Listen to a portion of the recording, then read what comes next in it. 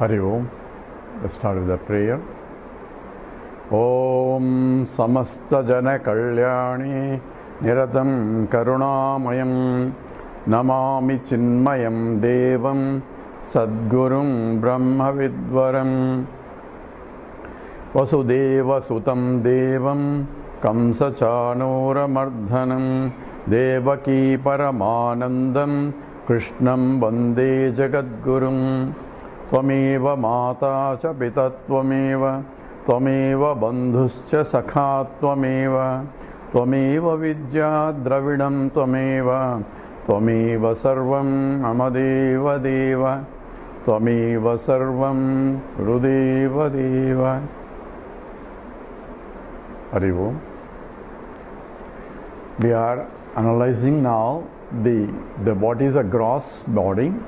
Gross body is the sthula sariram, that is the physical body, and that which can be known directly through the five senses, and that is sthula sariram is formed from the gross matter, and the gross matter came from the gross five fundamental matter, and according to Vedanta is classified from Akasha, Vayu, Agni, Apaha, Prithvi.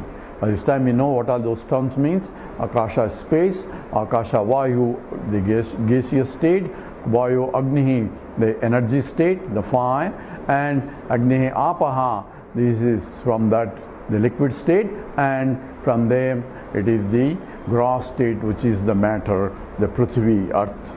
All these are, in some scriptures they only mention 3, and in other scriptures all the 5, but the total 5 elements is essentially implied in this. And we also mentioned the sense organs, and since because of the Prakriti has Trigunatvikam, and we have a Sattvic, which is Sattvic Guna is more tuned towards the knowledge, and Rajasic Guna where activity is involved. One is Jnana, another is the Karma Pradhanam, and Tamasic, which is the lethargy, procrastination, all that inertness is part of the Tamasic. And in the Rajasic part of it, where there is a sense or sense go out, because there is a movement involved where they capture or get attracted to the sense objects, and all that part of the gross and the subtle body in information. So once you really want to have a Vedantic study, that is, if the desire is there for liberation, moksha, then you have to turn your mind inwards. For that you have to withdraw your senses, and that is being emphasized. And one of the famous slokas of the Viveka Chudamani, the sloka 84, says Mokshasya kancha yadi vaitavasti chajati duran vishayan visham yatha piyushavatto shadaya kshamarjava prashantadanti bhajanityamadharat. So Mokshasya kancha yadi vaitavasti, if you are really interested in the moksha, liberation, then chajati duran vishayan visham yada, as though it is a poison, so you give up all the longing for or wanting for all the sense enjoyments, because all our life is going after sense pleasures from birth to death, and you have to withdraw the mind. If the objects come, it's enjoy. If you don't, but you longing for it is the one that makes the mind worry about it. And I want it, and that kama yesha, krodha yesha, rajoguna samudbhavaha. Shankara, the Bhagavan Krishna says, this desire and anger out of it, all that comes because of the rajoguna. And that's we said, sattva-guna, rajoguna is the one that makes you go out for this. So chajati duran vishayan visham, as though it is a poison you have to give. She said, here is the beautiful milk, can you drink it? He says, yeah, I would like to drink hot milk. But there may be a 0.99% or 0.009%, there may be a poison in that. Would you drink that milk? Once I know that there is even, it may be 0.000%, but still I do not want to touch it, because it is dangerous for me. It becomes real danger. Therefore, once I know that this problem is I can get bound because I want to be free from bondage, and this causes a bondage. First, therefore, if I really want to be free from bondage, that is free from all problems, this is essentially freedom from everything.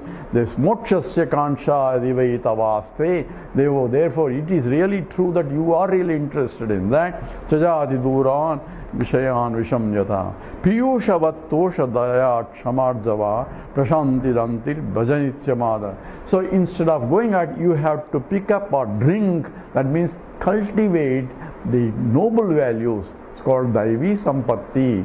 So Piyushavat Tosha. Tosha means contentment, Daya, compassion, Kshama, forbearance or the forgiveness, and the Arjavam, Krishna also talks about it, we'll address that. Straightforwardness, and Prashanti, calmness of the mind, and Danti, controlling, and that Bhaja means accumulate, have the great value for those. So values become valuable only if I understand the value of the value. That means I had to cultivate those values. And Krishna in the 13th chapter, he talks about 24 values that are needed. In fact, he says this is a jnanam. Because if you have it, jnanam will come automatically. You can say this is knowledge because that cannot be defined, but what can be defined is purification process that you can do, and once the mind is purified, once the clouds are removed, the sun behind the clouds is revealed by itself because he is self-effulgent sun. I don't have to do anything else after that. So removal of the clouds is essentially same as accumulating the proper value system. In the 13th chapter, Krishna talks about after Kshetram and Kshetrajnam. The Jnanam is essentially, what is Jnanam? When Arjuna asks, is Amanitvodam Vitvam Ahimsa Chantim Arjavam Acharya Upasanam Saucham Stairyamaatma Vinigraha Indriyarteshu Vairagyam Anahankaramevacha Janma Mrutyu Jara Vyadi Dukkha Doshanu Darsanam Asaktir Anabhishrangaha Putradara Gruhadishu Nityanta Samachititvam Ishtanishtopapatishu Maichan Anya Yogena Bhaktiravya Vicharini Vivikta Desa Sevitvam Arati Jana Sampadi Adhyatma Jnana Nityatvam Tattva Jnanat Darsanam Etad Jnanam Iti Proktam Ajnanam Tadanyata. This is Jnanam. What? He lists all the values, and trying to gain that values is important. Each one is valuable, and even trying to accumulate and gain that knowledge gain that value is important. So value has to be assimilated, not just knowing the value. Value has to be assimilated. Give simple example is suppose Amanitvam. Manitvam and manam is I am proud of what? Proud of my possessions. So my ego has become increased because what I have has become what I am. I have some millions of dollars, therefore I am great also. So what I have become what I am, the ego is getting uplifted, and that becomes a big problem. Ahankara is also being listed, and the Manatvam is the going of proudness has to be reduced. So Amanitvam means not to be proud of what you have, called Amanatvam. Adambitvam is proud of what you don't have also. People claim I have it even though they don't have it. They post that they have, and they claim, hey, this one is great, by that one, even if they don't have it, they claim because that way their prestige is more, and they think by that people will respect them more. So even without having, claiming that I have it is another problem. It's called Dambam. So that is called Amanitvam and Dambam. So Adambitvam means means not having it. And you have like that, each one has been Ahimsa. Ahimsa means this non-violence. Non-violence is not just keeping quiet, but where has to be acted upon, has to be done. That's a part of dharma. So even though Krishna is a warmonger, he is asking Arjuna to fight. No, Krishna doesn't want any fight. In fact, he goes as Santi Duta, trying to see if that can be settled without war itself, because war is always a problem. But justice has to be done. You cannot become a doormat. That's not ahimsa. Every god in Hinduism is fully equipped with missiles and all that, because dharma samsthapanartham, he says, I am ready to establish dharma, because that is a part of the beauty of culture itself. So ahimsa has to be properly understood. Not everybody step on it. Oh, I am a Vedantic student, therefore I should not act, otherwise it is hamsa. One has to understand clearly what exactly ahimsa is, and that is also has to be understood. So protection of the dharma, where the mind is involved in that, one has to do it, and that is part of the ahimsa. Shanti, Arjavam. Arjavam means straightforwardness. That's why Arjuna is a straightforward. Of all the 5 Pandavas, it is Arjuna who was getting the Gita-upadesha. Why? Because he is very straightforward. So what is straightforward? Says what I think, what I feel, and what I talk, and what I do, all are in align. There is no misalignment. So therefore that's called straightforward. And you respect a person who thinks and feels and acts and talks and acts in the same way. You may not like what he is doing, but you respect him because he's very straightforward. You know what he's going to do. So that is respected here. And these values have to be assimilated. That means it has to be inborn. So most of our problem is we want others to follow these values, but we don't follow. Even a thief knows that stealing is bad. Why? Because he doesn't want anybody to steal his stolen property. In fact, he can't go to court even to say, hey, he stole my stolen property. The only thing is he has to cut off things. So therefore, what he knows that it is stealing is bad, but he wants others to follow, but not himself. Everyone expects everybody else to tell him the truth, but he himself is ready to lie. So these are the problems. When I do not follow these values, what happens? The mind and the intellect, I know the value of the value, but it's not valuable for me, but I think it should follow by others. That means there is a split personality. Intellect knows the value and the mind is not ready to follow. It goes against the intellectual judgment because I like this, I want to do it, and I want others to follow, but I can violate the dharma. That becomes a sin. Whenever the mind and intellect are divergent, then that is how Swami Chinmayananda defines as the sin is the degree of divergence between the mind and intellect.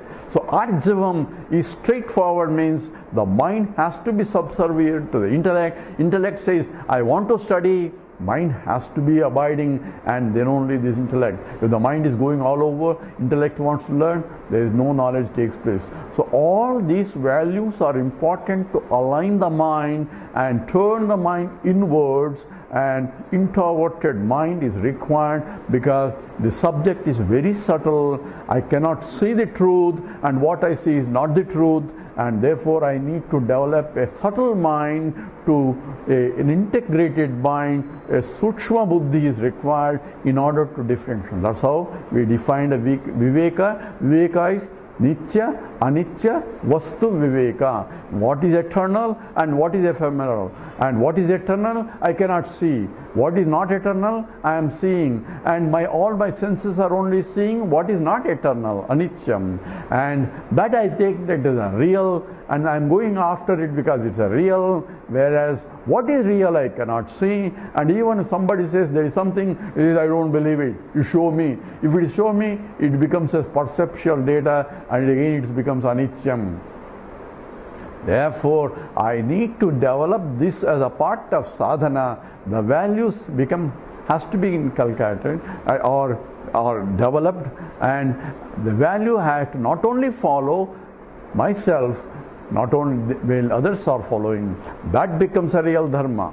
So when dharma becomes follow what I expect others to do, I had to do it. What I expect others not to do, I should not do it. So this methodology itself is important. So therefore, the Vedanta in Krishna emphasizes in the 13th chapter, in the 16th chapter, again in the 18th chapter, in several places, the value or Daivi Sampatti is provided, and Asuri Sampatti, what is opposite, also has been specified or discussed, so that I will not have or don't go after those things. All that is important to develop the mind sensitive enough to recognize that which cannot be seen, at the same time recognize that through whatever I see has to be done. And in the you have seen the three monkeys, says, I do not want to, closing the eyes or closing ears, so I do not want to see, I do not want to hear, or I do not want to talk good bad things. I do not want to see bad things, but how do you know something is bad or not unless you see? So what should be the correct prayer? So in the Atharvana Veda Shantipada it says, Bhadram karne vishrunuyama devaha Bhadram pasyema akshabirya jatraha Sirai rangehi shashtuvagum sastanovihi Yasema deva hitam yadayuhu Swastina indro ruddhashravaha Swastina pusha visvavedaha Swastina staksho arishtanemihi Swastino bruhaspatir dadatu Om Shanti Shanti Shanti. Says, Bhadram karnebhi srunuyama deva. Oh gods, please let me see only auspicious things. I don't know what is inauspicious, but you make decision to make sure that my eyes only have the capacity to see only auspicious things. So I leave it to the Lord to give me that. So I don't know what is right, what is wrong. Please guide me in such a way that my eyes can only see auspicious, Bhadram, auspicious things, and let me hear only auspicious things. And Sirai rangahi shustuvagum sastanobihi, let my limbs and all that be intact to do what? Not for doing something else, for doing the lokahitam, lokakalyanam, for benefit of working for the benefit of others. Whatever I do or whatever for the God pleases, that kind of dharmic activities, for that I need strength also. Give me the strength to do that. And Vyashema devahitam yadahu. So ayuhu, that how long I should live, I am not asking more, I am not asking less, but give me the life, whatever is allotted to me, let me live healthily and actively, so that I can contribute and beautify the society. So in all other beings, the beauty comes because natural. A flower blooms and beautifies itself. It doesn't make any effort to do it because its nature itself is dead, has provided. But for a human being, because he is given, Lord has gifted him with an intellect which he has to use so that he can go rapidly evolution wise, but the buddhi also has to be used to beautify the surroundings that he has by his culture, by his behavior, and by his attitude, by setting his example. That's how you beautify the surroundings also. By others looking at you, says they want to follow it. That's why that whatever the Shrestha Purusha does, the others follow normally. So once you know that what is important, others automatically, when you follow, and that becomes an important, and all that is become important to know. So in this, the value system is taught because once we know that indriyas, the sense organs, go after sense object and they get hooked, so the withdrawal, and that comes from the value system where I have to invest the things in in a higher authority. And with that, we need to follow now what exactly scripture, the Vivek Sudamani goes into now more systematic analysis of what is this Sula Sariram. All this is background is being built up in order to understand and appreciate what exactly Anatma and what all things are included in Anatma, so that I can differentiate Atma and Anatma. That distinction is important once I know the qualities of each one. With this, we'll stop now. Om Purnamada Purnamidam Purnat Purnamudachyate పూర్ణస్య పూర్ణమాదాయ పూర్ణమేవావశిష్యతే. ఓం శాంతి శాంతి శాంతి. హరి ఓం. శ్రీ గురుభ్యో నమః. హరి ఓం.